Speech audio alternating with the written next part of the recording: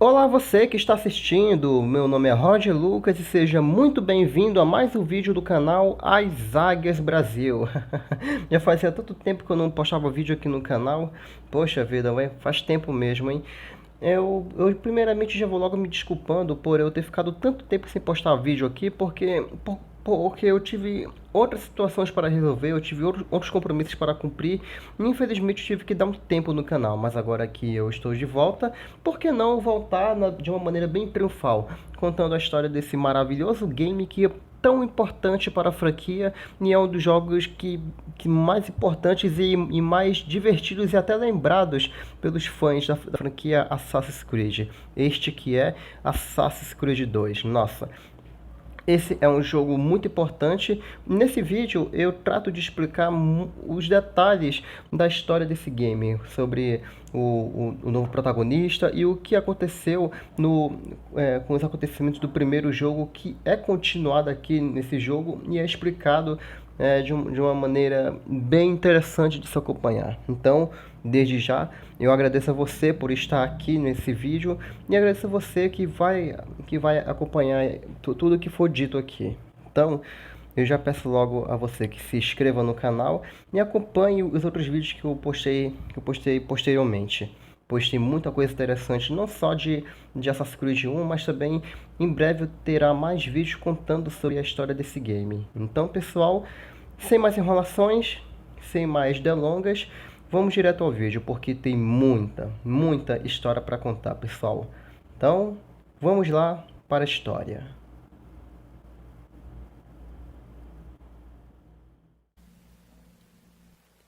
A história de Assassin's Creed 2 começa exatamente de onde parou a história de Assassin's Creed 1, com Desmond vendo os símbolos estranhos na parede do seu quarto através da visão de águia.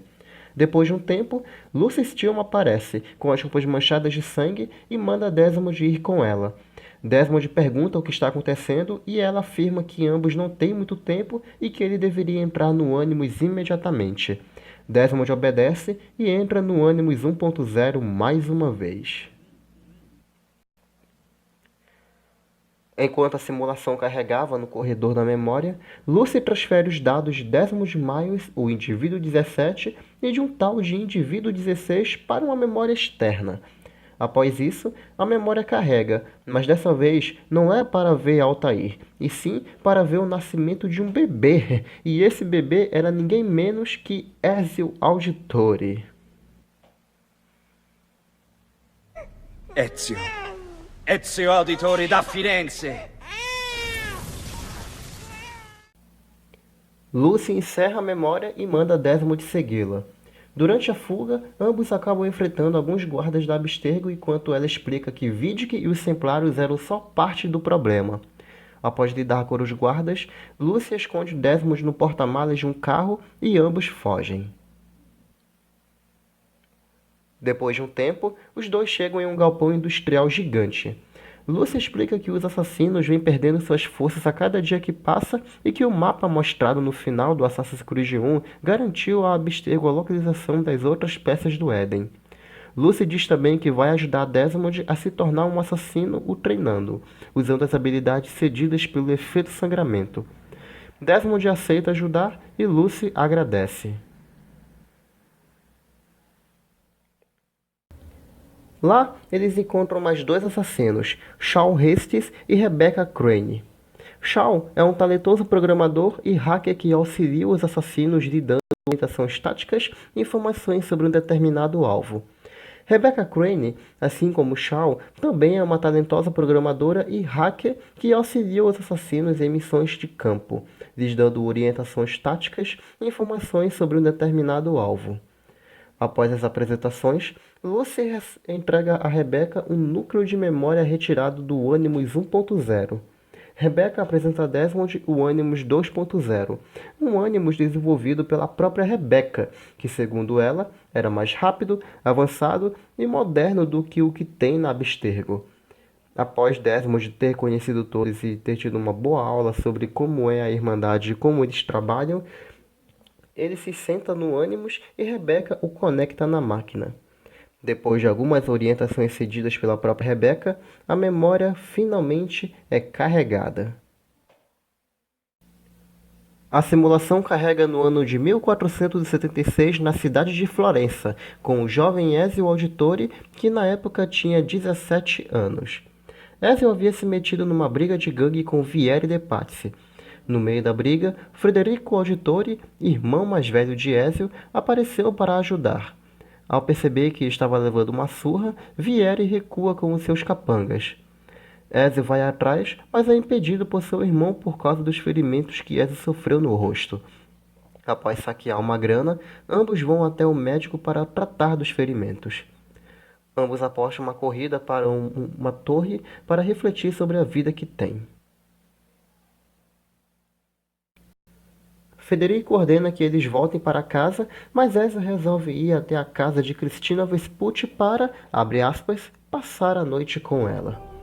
Ezio a encontra e faz o que sabe fazer de melhor. Ezio era bastante mulherengo. Observem.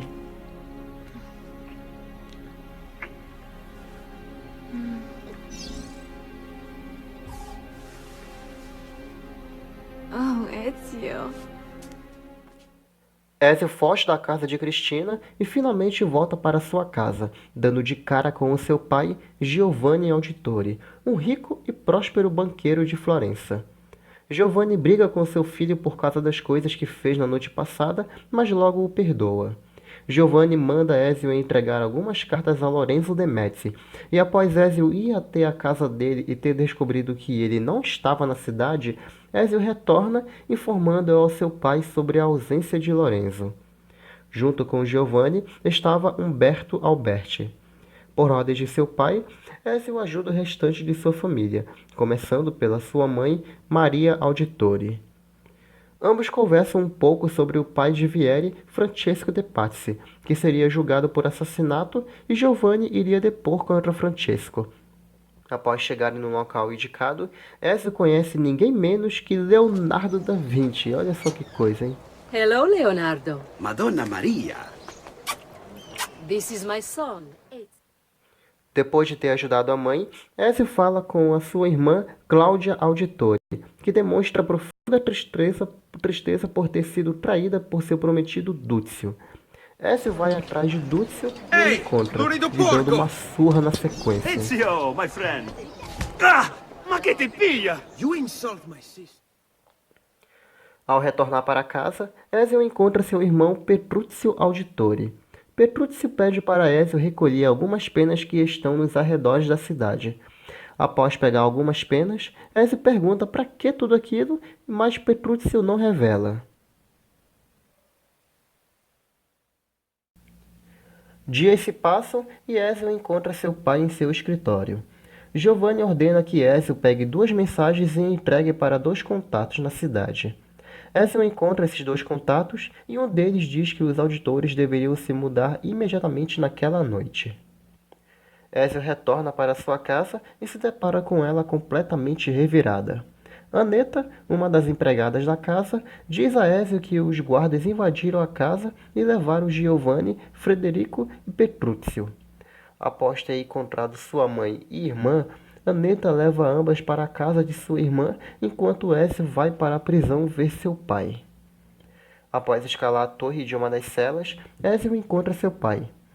Giovanni manda Ezio ir até o seu escritório para abrir uma passagem secreta, pois dentro dessa passagem havia um baú com uma carta e alguns documentos que deveriam ser entregues a Umberto Alberti. Ezio volta ao escritório do pai, abre a tal passagem secreta e encontra o tal baú.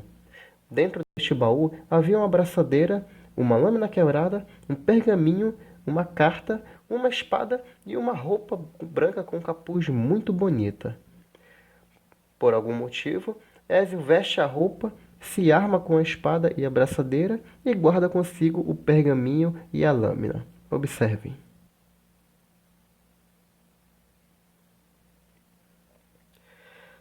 Com muita pressa, Ezio vai até a casa de Umberto e lhe entrega a tal carta.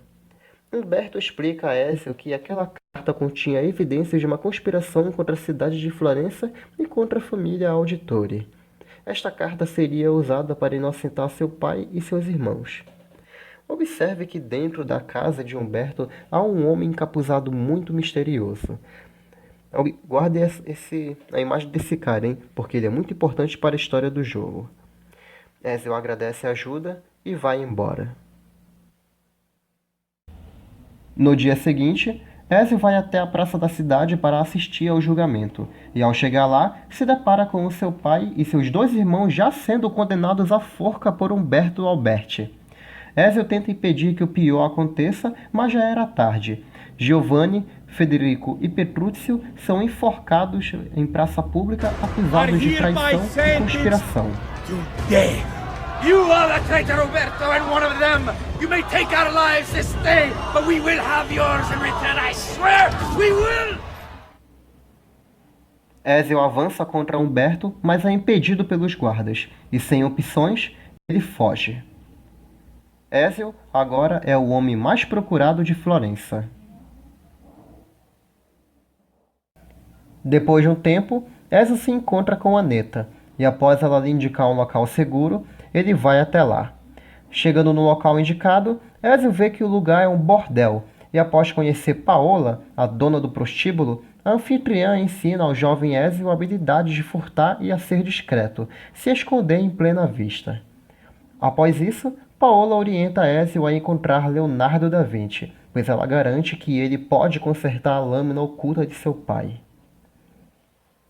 Ezio encontra Leonardo e pede para ele consertar a estranha arma. E após Leonardo ter dado uma boa lida no pergaminho, ele enfim conserta a lâmina. Ezio agora tem uma Hidden Blade. Em seguida, um guarda bate na porta querendo saber informações sobre Ezio Auditore, chegando até a espancar o coitado do Leonardo. Ezio chega sorrateiramente e o mata com a sua nova arma, com a sua lâmina oculta. Depois de alguns agradecimentos, Ezio retorna ao bordel e Paola lhe dá a localização de onde Umberto estará. No dia seguinte, Ezio vai ao local indicado e encontra Umberto conversando com Lorenzo de Medici. O rapaz se mistura à multidão e consegue pegar o seu alvo desprevenido, o esfaqueando várias vezes violentamente na frente de todos. The Auditori are not dead! I'm still here! Me! Ezio! Ezio Auditore! Ezio foge, despistando os guardas e retornando ao bordel. E após Paola o orientar a arrancar pôsteres com o seu rosto, subornar arautos e matar os acusadores urbanos, Ezio finalmente reencontra sua mãe e sua irmã, lhes dando a trágica notícia sobre o seu pai e irmãos. Bentornato, Ezio. Were you successful? Yes. Padre? Ezio! Where have you been?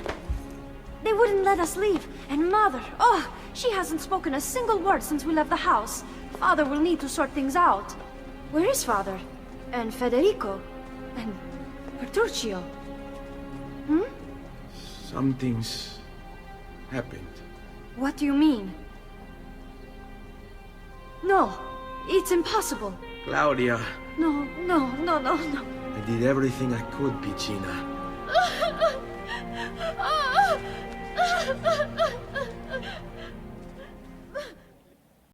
Após conseguirem se desviarem da atenção dos guardas, os três deixam Florença e vão para Monteriggioni, que é onde Mario Auditore, irmão de Giovanni e tio de Ezio, mora. Depois de uma longa caminhada até a Toscana, o trio é surpreendido por Vieri de Pazzi e seus capangas, que armaram uma emboscada contra Ezio e sua família no caminho até a cidade.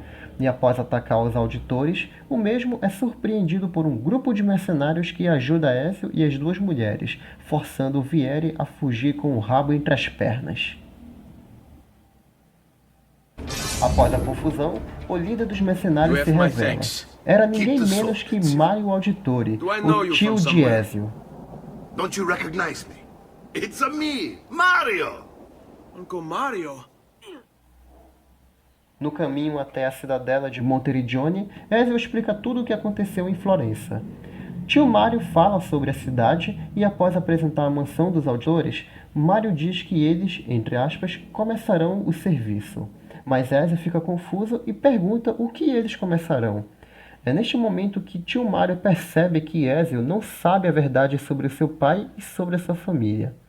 Mario lhe dá um pouco de dinheiro e ordena que ele compre um conjunto de armas e armaduras, pois o que ele chama de trabalho tinha que começar. Após uns dias na cidade, Ezio faz o que Mario pediu e treina um pouco de combate corpo a corpo com o tio, aprendendo como atacar, se defender e se esquivar. Enquanto Ezio treinava, Mario revela ao Sombrio a verdade sobre seu pai, sua família, sobre os assassinos e sobre os Templários. Depois de um tempo de treinamento, ambos discutem porque Ezio queria ir embora, e após o mesmo ir atrás do tio, os mercenários informam a ele de que Mario e alguns mercenários foram para San Gimignano dar cabo de Vieri de Pazzi. Ezio viaja para San Gimignano e encontra seu tio, e após ambos se entenderem e se desculparem um com o outro, eles começam a planejar como entrar na cidade e a atacar o exército de Vieri. Após alguns confrontos, Ezio encontra Vieri, Francesco e Jacopo, todos da família Pazzi, na presença daquele homem encapuzado estranho, planejando alguma espécie de atentado contra alguém. Vieri é alertado dos ataques dos mercenários do tio Mario e parte para o ataque, planejando acabar com o tio Mario e Ezio de uma vez por todas. Ezio aproveita e confronta Vieri, o matando na sequência. Para a raiva de Ezio, Vieri não revela nada ao seu assassino. Tio Mario revista Vieri e entrega a Ezio uma carta contendo informações sobre outros conspiradores e sobre o espanhol, cujo nome é Rodrigo Borgia, um dos homens mais poderosos da Europa e grão-mestre da Ordem dos Templários. Ao voltarem para Monteriggioni, tio Mario mostra a Ezio um mural contendo outros pergaminhos, estes que se chamam Páginas do Códice. Mario revela a Ezio que há cerca de 30 páginas do Códice espalhadas pela Itália e que alguns podem estar nas mãos de seus alvos templários. Ele diz também que essas páginas, além de formarem um mapa, foram escritas por Altair enquanto ele estava em posse de uma maçã do Éden. Mario revela ao sobrinho que as páginas do Códice, além de falarem sobre a Irmandade no geral, sobre os Templários, sobre a primeira civilização e sobre as peças do Éden, falam também sobre um mistério escondido debaixo da terra. Ezio garante ao tio que vai continuar o trabalho do pai e vai encontrar todas as outras páginas do Códice para que Leonardo da Vinci as traduza e que os assassinos as utilizem da melhor maneira possível. Após Ezio falar com Cláudia e com o arquiteto para as melhorias da cidade, tio Mario mostra a Ezio o santuário, construído para honrar a memória da Irmandade e proteger os seus segredos. Em volta, há 7 estátuas, cada um representando um assassino de uma época diferente que lutou para proteger a liberdade da humanidade, sendo que a estátua de destaque é a de Altair, contendo um conjunto de armaduras ao seu redor. Mario explica que há criptas espalhadas pela Itália e que dentro delas há chaves referentes às outras estátuas que podem abrir o cofre da armadura.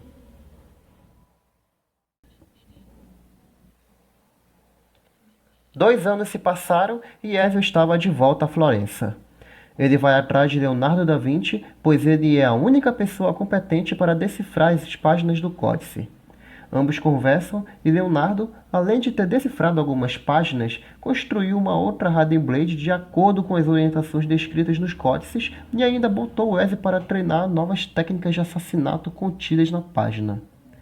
Seguindo a dica de Leonardo, Ezio vai atrás de um homem misterioso chamado La Volpe, e após perseguir o ladrão, Ezio o encontra. La Volpe revela saber tudo sobre Ezio e o ajuda a encontrar Francesco de Pazzi, pois ele acredita que o alvo estará em uma igreja numa reunião com emissários vindos de Roma. Ambos chegam à igreja e La Volpe mostra a Ezio como adentrar as catacumbas e criptas subterrâneas espalhadas pela cidade. Ezio encontra uma passagem secreta da igreja que dá acesso a uma catacumba que possivelmente foi usada por assassinos há centenas de anos atrás. Após confrontar vários guardas e passar por inúmeras armadilhas, o jovem assassino encontra Francesco em uma reunião com outros homens, todos templários, planejando o assassinato de Lorenzo de Médici e sua família, com a intenção de derrubá-lo do poder. Após o espanhol autorizar a missão, Ezio procura a saída da cripta. No caminho, ele encontra o túmulo de Darius e, ao pegar a chave do seu caixão, Ezio revela tudo a La Volpe, planejando confrontar Francesco e seus conspiradores no domo, já que todos eles se encontrariam para assassinar Lorenzo e a sua família. No dia seguinte, em meio ao evento, Ezio encontra seu alvo e a confusão começa. No processo, Giuliano de Médici, irmão de Lorenzo, morre brutalmente e Lorenzo até chega a ser esfaqueado pelos outros conspiradores. Observe. No! In nome di Dio! Vi scongiuro, pietà! Nessuno a pietà! Cane maledetto! Muori! Muori! Muori!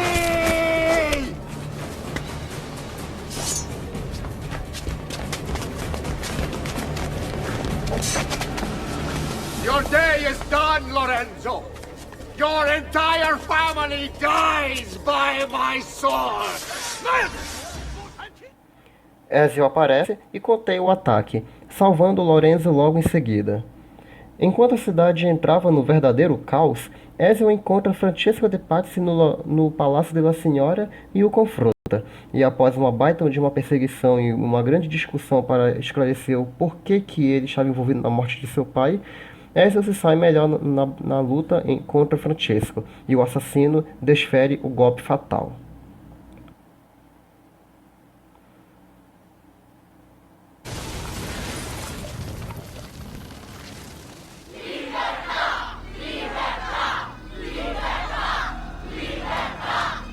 Libertà!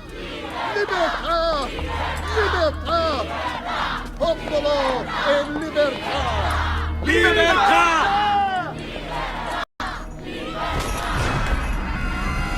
Francesco?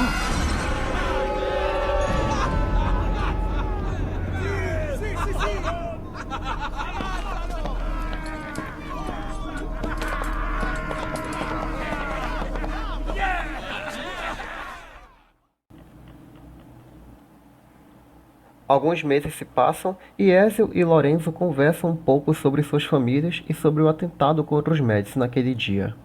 Lorenzo diz que Jacopo não estava sozinho e dá o nome de mais 4 conspiradores: Antonio Maffei, Francesco Salviati, Stefano da Bagnone e Bernardo Baroncelli.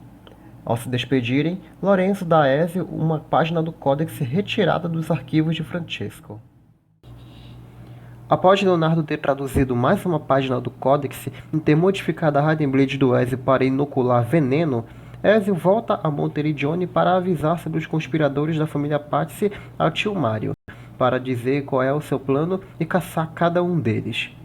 Com a ajuda dos mercenários, Ezio vai atrás de cada um dos seus alvos e mata um por um até conseguir a localização de onde Jacopo estará. Após matar todos eles, o assassino vai ao local indicado mencionado por cada um dos seus alvos e encontra seu alvo tentando se explicar o espanhol.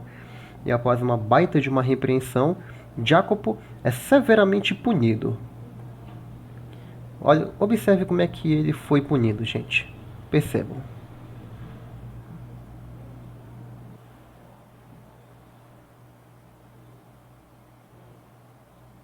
Forbid you Venetians call armament. We put our faith in your family, and you repay us with inaction and incompetence? Then when asked to account for your failures, you make excuses and insult us? How do you expect me to respond? I don't know. It's all right. I do. No. Please. Don't. Please don't what?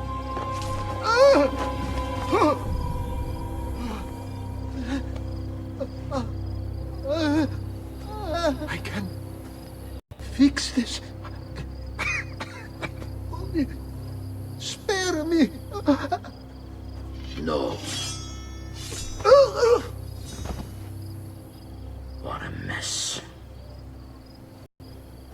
so sorry.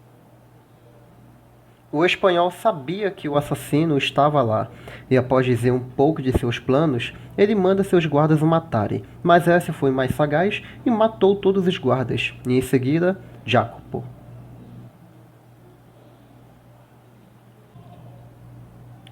Mais 2 anos se passaram e Ezio é condecorado por Lorenzo de Médici por ter acabado com a influência da família Pazzi na região de Florença. Com novos alvos a caçar, Ezio vai para Veneza. No caminho, encontra Leonardo da Vinci pregado no meio da estrada, e após ajudá-lo com a sua carroça, ambos são perseguidos pelos guardas templários enviados por Rodrigo Borgia. Com muita habilidade na carroça e com os cavalos, Ezio e Leonardo acabam entrando em uma perseguição junto com os agentes templários, e no maior estilo Mad Max, Ezio consegue despistar cada um deles, empurrando os penhasco abaixo. Por conta da perseguição que acabaram se envolvendo, ambos acabam parando na cidade portuária de Forlì. No caminho, Ezio ajuda Caterina Sforza, que lhe recompensa com uma passagem para Veneza.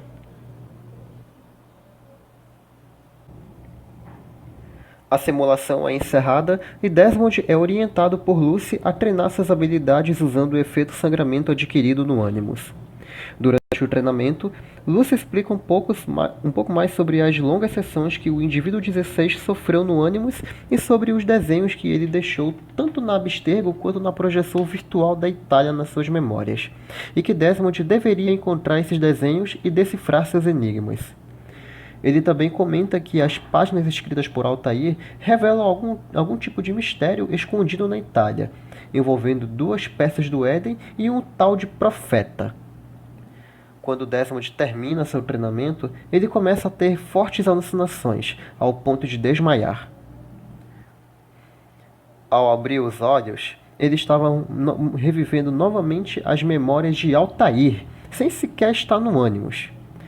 Altair, nesse sonho ou nessa memória, estava perseguindo uma mulher misteriosa, e ao chegar no topo de uma torre, a mulher em questão é a mesma mulher que protegeu Robert de Sabre nos acontecimentos de Assassin's Creed 1, chamada Maria Torpe.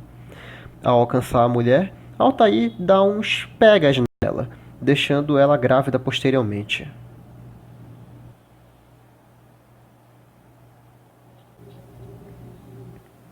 Desmond acorda do transe e se prepara para mais uma sessão no Animus. E ao reviver a memória, já havia se passado 1 ano e Ezio e Leonardo finalmente chegaram a Veneza. Após conhecerem a cidade e a nova oficina de Leonardo, Ezio vai até o Palácio della Seta, e ao chegar lá, se depara com um grupo de ladrões que estava tentando invadir o local. Uma mulher do grupo acaba sendo flechada na perna por não ter conseguido subir as paredes do palácio, e ao cair de uma altura considerável, ela pede ajuda a Ezio, e ele a escolta até a guilda dos ladrões da cidade. O líder do grupo, Antônio de Magianes, aparece e ajuda a tratar os ferimentos da mulher chamada Rosa. Após cuidarem dela, Antônio diz saber tudo sobre Ezio e se oferece a ajudar, oferecendo seus recursos em troca de alguns favores do assassino. Ezio visita Antônio na sua guilda e aceita ajudar o seu grupo de ladrões para invadir o palácio, pois assim o assassino poderia chegar ao seu próximo alvo, chamado Hermílio Barbárigo, que morava no palácio. Após cumprir vários favores aos ladrões e treinar novas habilidades de escalada, os ladrões estavam prontos para realizar a primeira etapa do ataque, que consistia em derrubar alguns arqueiros e colocar os ladrões no lugar. Ezio, usando as novas habilidades ensinadas por Rosa, consegue invadir o palácio e matar Hermílio Barbárigo.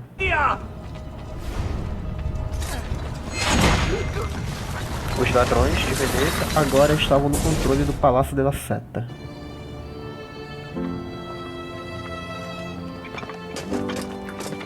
Sorry, I couldn't resist.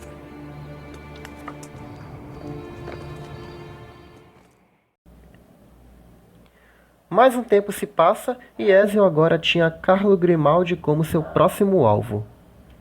Ezio encontra Carlo conversando com um homem estranho chamado Silvio Barbárigo e o persegue até uma praça, onde mais 2 templários, Marco Barbárigo e Dante Moro, aparecem e noticiam a morte de Emílio pelas mãos de um assassino. Ao andarem mais um pouco, o espanhol aparece e decide mais uma ordem de assassinato, dessa vez ao Dote Montênico, para que Marco Barbárigo fique em seu lugar.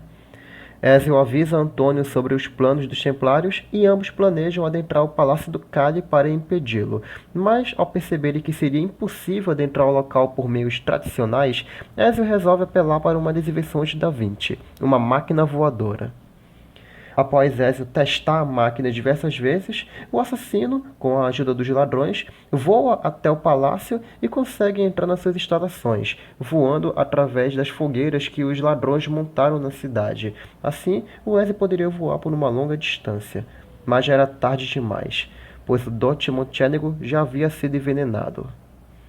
Ezio vai atrás de Carlo e o mata. Stop! Signore, don't drink that!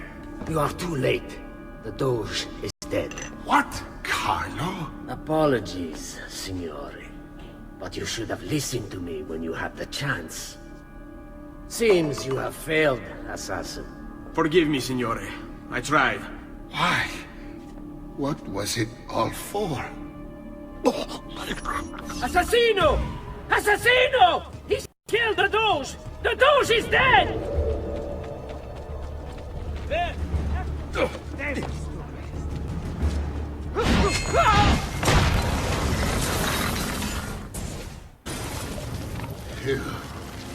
You killed me? You killed me?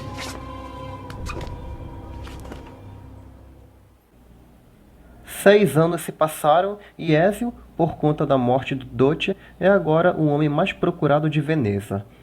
Ele pede ajuda a Leonardo para que ele traduza mais uma página do códice. Leonardo traduz a página e, através dela, constrói uma arma de fogo acoplável à lâmina oculta do Ezio. Usando uma máscara para não ser reconhecido, Ezio vai atrás da irmã Teodora, uma freira dona de um bordel de Veneza. Após conseguir a localização de Mario com a freira, Ezio vai atrás de uma máscara específica que o ajude a entrar na festa onde seu alvo estará. E após conseguir a máscara, através de várias competições, e entrar na festa, Ezio mata Marco Barbárigo com a nova invenção que Da Vinci criou a ele, usando a pistola.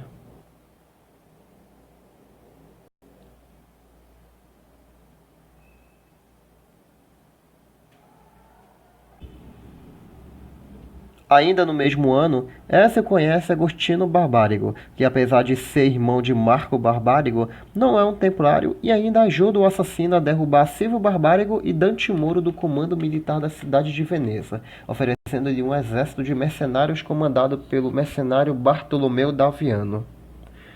Ezio vai atrás de Bartolomeu e o resgata da prisão. E após ambos se conhecerem de uma maneira bem sutil, eles planejam matar Silvio e o seu chacal, botando os mercenários para lutar na cidade contra o exército local, enquanto o caos se instala ao mesmo tempo.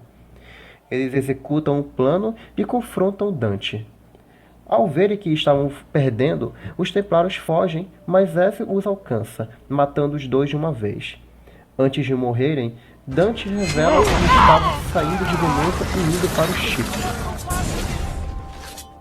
What's happened here? Why the boats? I thought you saw the Doge's seat. Just a distraction. We were meant to sail. Sail where? I'll never tell.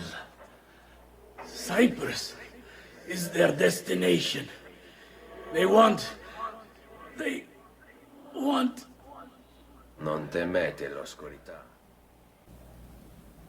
2 anos se passam e Ezio se encontra confuso por estar tão perto do fim e mesmo assim não entender por que seus familiares morreram. Leonardo aparece e eles conversam um pouco sobre as páginas do códice. Leonardo diz que quando unidas, as páginas formam as seguintes frases: o profeta aparecerá quando o segundo fragmento for levado à cidade flutuante, apenas o profeta a pode abrir e 2 pedaços do Éden. Ao pensarem um pouco, eles ligam os pontos. A conspiração contra os Auditori contra a família dos Médici, o assassinato do Doge e a viagem para o Chipre eram tudo parte de um plano. Os Templários, através das páginas do Códice, planejavam encontrar essa tal câmara secreta escondida na Itália e a viagem para o Chipre era para encontrar um dos pedaços do Éden e trazê-los à Itália. E quem abriria essa tal câmara seria o espanhol Rodrigo Borgia na presença de um profeta, na qual eles deduziram que esse profeta estaria nas mãos de Rodrigo Borgia ou dos Templários em si.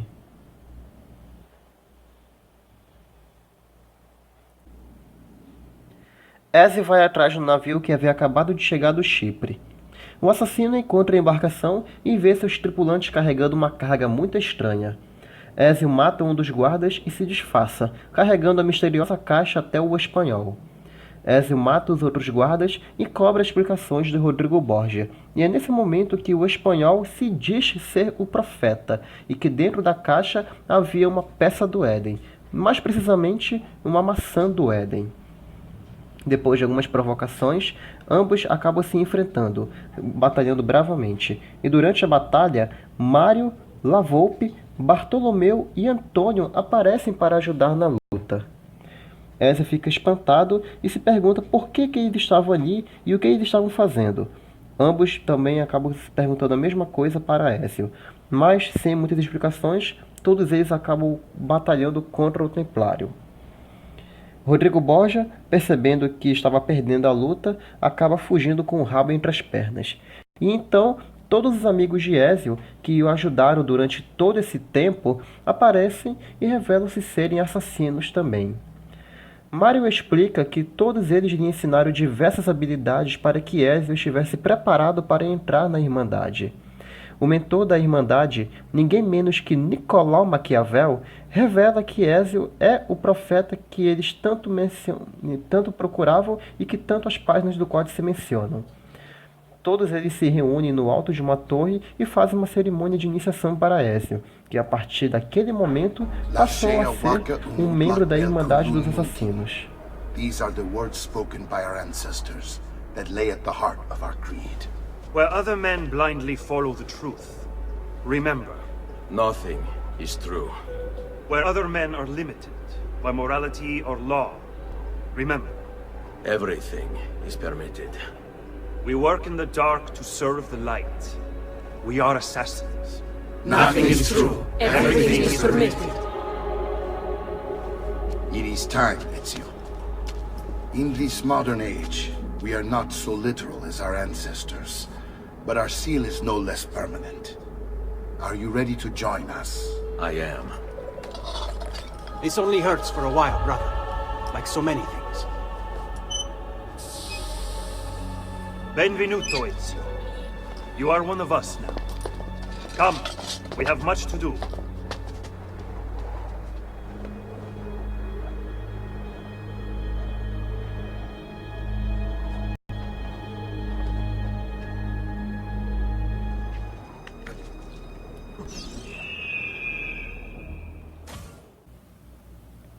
Bom, galera, é o seguinte. A versão base que eu joguei não tem as sequências 12 e 13. Ela pula da sequência 11 direto para a sequência 14, que é a última sequência. Os acontecimentos dessas duas sequências não interferem diretamente na história do game. Digamos que é apenas um complemento adicional pago. Basicamente o que acontece é o seguinte. Rodrigo Borgia tornou-se Papa Alexandre VI em 1492 e Ezio perdeu a maçã do Éden duas vezes, um para os irmãos Orsi na Batalha de Forli e outro para Savonarona. Mas Ezio, com toda a sua foderice, conseguiu recuperar a maçã e dar cabo de todos eles. Após os acontecimentos dessas duas sequências, Ezio, durante todo esse tempo, reuniu todas as páginas do Códice, conseguiu a armadura de Altair e já tinha todas as páginas traduzidas por Leonardo da Vinci. Usando sua visão de águia, Ezio manipula as páginas de tal maneira que ele consegue formar um mapa, e ao pôr a maçã do Éden num pedestal, o artefato emite alguns pontos nesse mapa, provavelmente indicando templos da primeira civilização espalhados pelo mundo.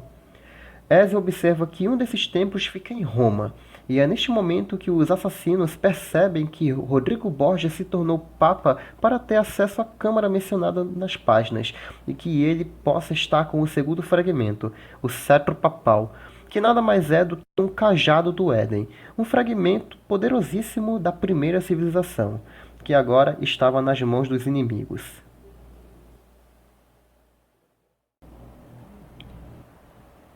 Muitos anos já haviam se passado e Ezio, no ano de 1499, já tinha 40 anos de idade. Ezio viaja para Roma e adentra uma das capelas do Vaticano, que é onde o Papa, o Rodrigo Borgia, está com o cajado do Éden. Ezio adentra a capela e pega o Papa desprevenido, mas o mesmo usa o poder do cajado e escapa do golpe do assassino. Rodrigo Borgia, com o cajado do Éden, e Ezio Auditore, com a maçã do Éden, se enfrentam bravamente dentro da capela. Rodrigo leva a melhor na batalha e esfaqueia Ezio, tomando para si a maçã do Éden.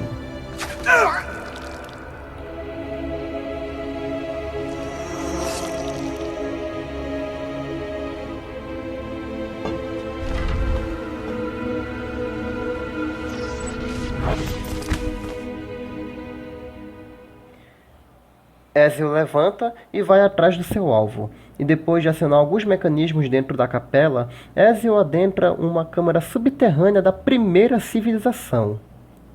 O assassino encontra seu alvo desesperadamente tentando abrir a cripta com o poder do cajado, e após isso, o enfrenta mais uma vez. Desta vez, Ezio sai vitorioso e imobiliza o Papa, mas vendo que sua morte não traria sua família de volta, o assassino deixa seu alvo vivo. Mine! I am the prophet!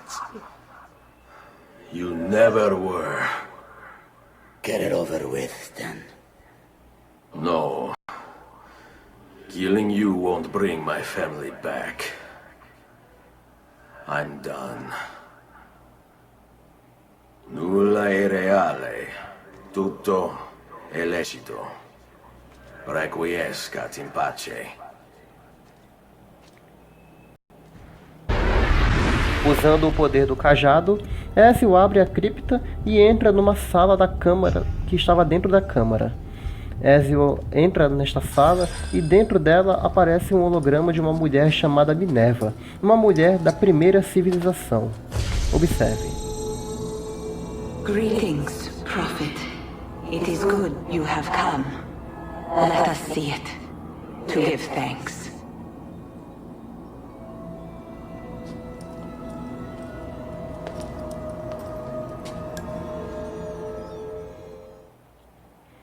Ezio pergunta quem ela é e o que ela é, mas Minerva diz que não queria falar com ele, mas sim através dele.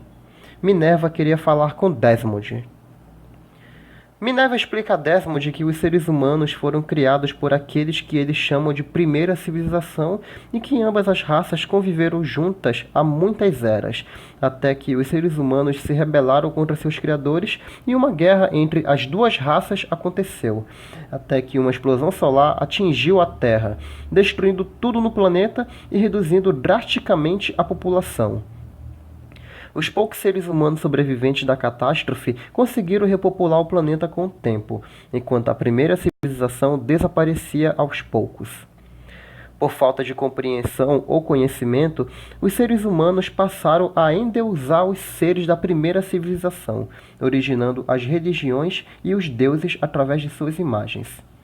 Minerva avisa que dentro de poucos meses uma segunda explosão solar acontecerá e que Desmond precisa evitar isto, encontrando outros templos e artefatos daqueles que vieram antes, e que eles deveriam ser rápidos, pois o tempo é curto e os templários ficariam em seu caminho. Após isso, Minerva diz que a mensagem foi entregue e que tudo dependia de Desmond. Ezio pergunta quem é Desmond, mas o holograma da mulher desaparece. It is done. The message is delivered. We are gone now from this world. All of us. We can do no more. The rest is up to you, Desmond. What? Who is Desmond? I don't understand. Please, wait. I have so many questions.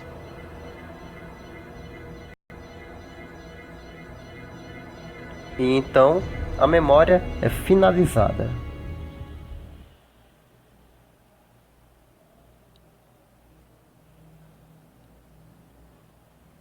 Desmond é desconectado do ônibus e orientado pelos assassinos a se preparar para fugir, pois Abstergo os havia encontrado. Desmond ganha uma Hidden Blade e, junto com Lucy, enfrenta alguns guardas da Abstergo liderados por Warren Vidic. Vidic consegue escapar e os assassinos fogem também em seguida. E esse é o final de Assassin's Creed 2. Então é isso, pessoal. Esse foi mais um vídeo explicando a história completa de Assassin's Creed 2. Eu fico muito feliz por você ter assistido esse vídeo até aqui e eu espero que que você tenha entendido tudo que foi explicado nesse vídeo. Eu peço desculpas também por se eu deixei de explicar alguma coisa, se eu deixei de falar alguma informação, se eu acabei deixando passar batido algum acontecimento, algum fato que merecia ter sido dito aqui nesse vídeo. E eu sei que ainda falta muita coisa a ser explicada sobre esse jogo, porque tem os mistérios dos enigmas, tem o mistério do indivíduo 16, falta falar sobre o ônibus 2.0, os novos personagens que são introduzidos aqui nessa franquia, e muita coisa, pessoal, não só também da história fora do ônibus, mas também da história do Ezio, da Irmandade dos Assassinos, do Altair, das páginas do Códex, da primeira civilização, muita coisa. Mas em breve eu estarei postando vídeos referentes à história desse game, como se fosse uma espécie de complemento do que já foi explicado aqui nesse vídeo. Então, pessoal, desde já eu já agradeço a você também, não só por ter assistido até aqui, mas por estar acompanhando o canal. Em breve eu irei postar outros vídeos contando a história de Assassin's Creed 2 e como essas informações se interligam nos outros jogos, nas outras mídias e tudo mais. Muito obrigado a você por ter assistido até aqui, que tudo dê certo para você, um grande abraço, força, abraço e até o próximo vídeo, galera. Então, fui!